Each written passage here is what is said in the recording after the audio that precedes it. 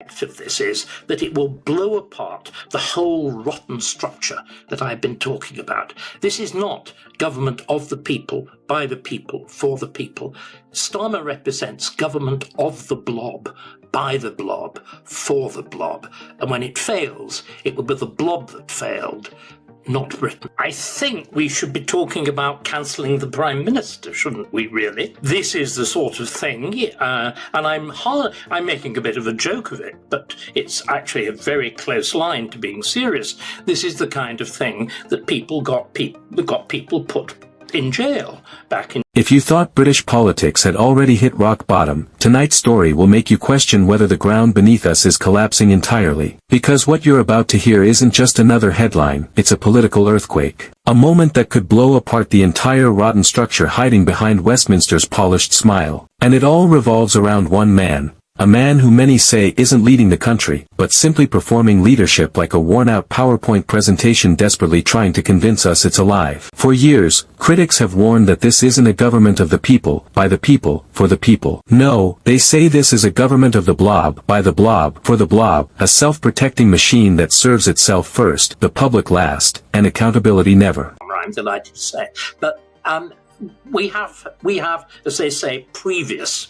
At the time of my cancellation back in 2020, Starmer was the only person in public life who wanted poor little Darren Grimes and me to be charged under the Section 6 of the Public Order Act, which I think carries mandatory imprisonment and up to 6 years. But is the measure.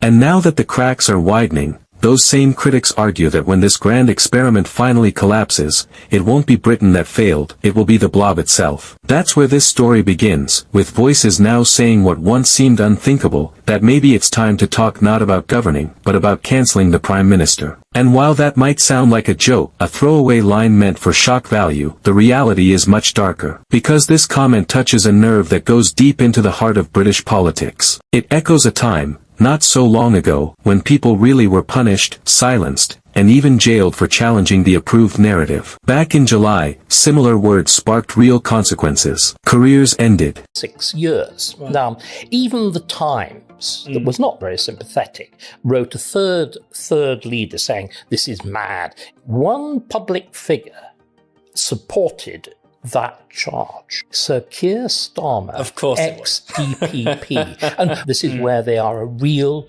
genuine. Lives were disrupted. The rules were enforced with a cold, sharp edge. And now, the fact that we're hearing this kind of talk again should make everyone stop and think, what is really going on behind the scenes? At the center of this storm stands Keir Starmer, or as some describe him, the man, the myth, the political PowerPoint presentation masquerading as a leader. The image is brutal but strangely accurate. Watching Starmer try to steer the country, according to critics, is like watching someone assemble IKEA furniture with no instructions, missing pieces, and absolutely no idea what the end result is supposed to look like. The confidence is there, but the competence? That's the part the British people are still waiting to see. But here's where the story turns sharply personal. One commentator recalls never having met Starmer, and being delighted to say so, yet their history runs deep. Back in 2020, during what became known as the cancellation, there was only one public figure demanding they be prosecuted under Section 6 of the Public Order Act. One figure insisting on charges that could carry mandatory prison time, potentially up to 6 long years. And who was that lone voice? Sir Keir Starmer, former Director of Public Prosecutions. A detail that critics say reveals a lot about the man behind the mask. Even The Times, which was not sympathetic to the accused,